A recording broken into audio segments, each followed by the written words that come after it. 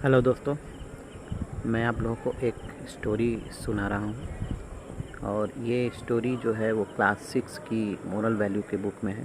काफ़ी अच्छी स्टोरी मुझे लगी। मुझे लगा कि मुझे इसको और ज़्यादा लोगों को बताना चाहिए। तो स्टार्ट करते हैं स्टोरी को। ये बात है उस समय की जब अंग्रेज़ों का शासन था भारत में। उस समय कलकत्ता हाई कोर्ट के जो न्यायाधीश थे वो थे गुरुदेव बंदोपाध्याय। और वह कलकत्ता उच्च न्यायालय के न्यायाधीश होने के साथ साथ वह कलकत्ता यूनिवर्सिटी के वाइस चांसलर भी थे। श्री गुरुदेव बंदोपाध्याय जब अपने न्यायालय में मुकदमे की सुनवाई कर रहे थे, उसी वक्त उनके न्यायालय में एक बूढ़ी औरत आती है। वो बूढ़ी औरत कौन थी? तो उसके बारे में लिखा था कि वो बूढ़ी औरत एक धाय थी। यहाँ धाय का तात्पर्य एक ऐसी औरत से लगाया गया है जो बचपन में दूध पिलाई हो। उस औरत ने, वो उनकी माँ नहीं थी, लेकिन उस औरत ने श्री गुरुदेव बंदोपाध्याय को बचपन में दूध पिलाया था। तो वो माँ के समान ही थी। चूँकि वो वहाँ गई थी, कलकत्ता गई थी गंगा स्नान करने, तो उनके मन में आया कि क्यों ना गुरुदेव बंदोपाध्याय यानी कि गुरुदेव से मुलाकात भी कर लिया जाए। वो एक गरीब और एक गांव की वो औरत थी। उनको इसका थोड़ा सा भी आभास नहीं था कि वो किस पद पे हैं।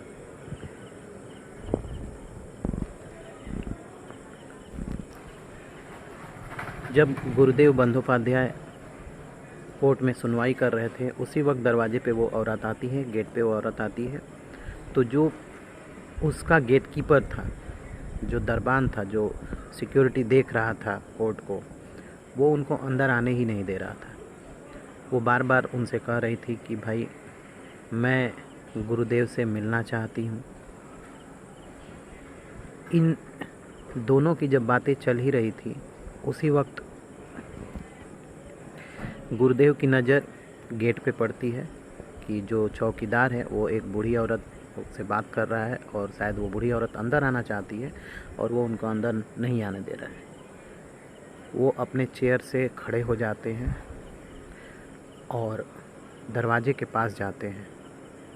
दरवाजे के पास पहुंचने के बाद वह दंडवत लेट जाते हैं उस औरत के सामने, उस बूढ़ी माँ के सामने वो दंडवत लेट जाते हैं।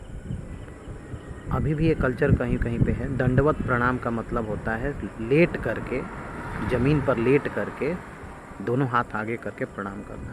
जब वह दंडवत लेट जाते हैं तो सभी लोग आश्चर्य से देखने लगते हैं कि एक हाई कोर्ट का न्यायाधीश और एक विश्वविद्यालय का वाइस चांसलर एक बूढ़ी औरत, गरीब औरत के सामने इतने श्रद्धा के साथ इस तरह से दंडवत लेट करके प्रणाम कर रहा है।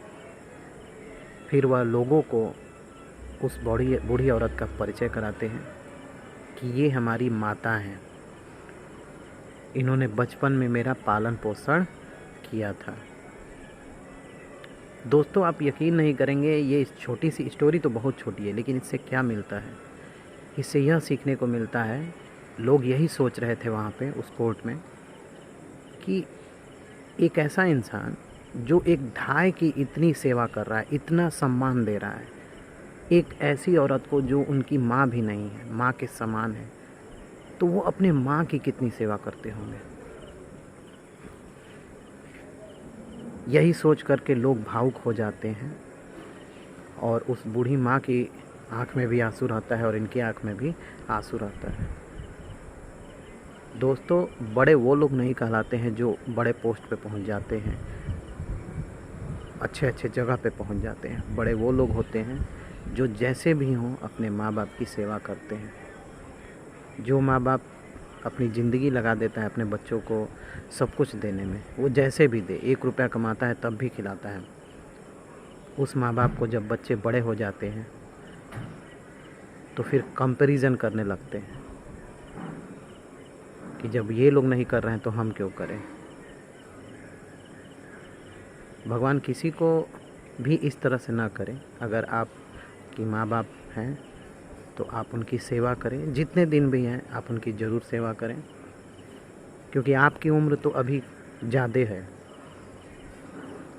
लेकिन जो माँ बाप हैं उनको खुशियाँ आपके वजह से ही मिल रही हैं। आप जिम्मेदार बने, उनको ज़्यादा से ज़्यादा खुशियाँ दें। कहानी यहीं तक थी। उन्होंने अपनी उस बूढ़ी माँ को, जो माँ नहीं थी, फिर भी उनको इतना सम्मान दिया, इतनी इज्जत दी। तो आपको भी चाहिए कि आप अपनी माँ की इसी तरह से, अपने पिता की इसी तरह से सेवा करते रहें, क्योंकि वो लोग खुश रहेंगे ना, तो वो लोग दिल से आशीर्वाद देंगे। दुनिया का कोई भी इंसान आपको उस तरह से आशीर्वाद नहीं दे सकता है जिस तरह से एक माँ बाप देते हैं। दुख में भी रह करके आपकी भलाई के बारे में सोचते रहते हैं। तो ये तो थी आज की स्टोरी दोस्तों। किसी और वीडियो में मैं किसी और स्टोरी के साथ फिर से हाजिर हूँगा। तब तक के लिए नमस्कार।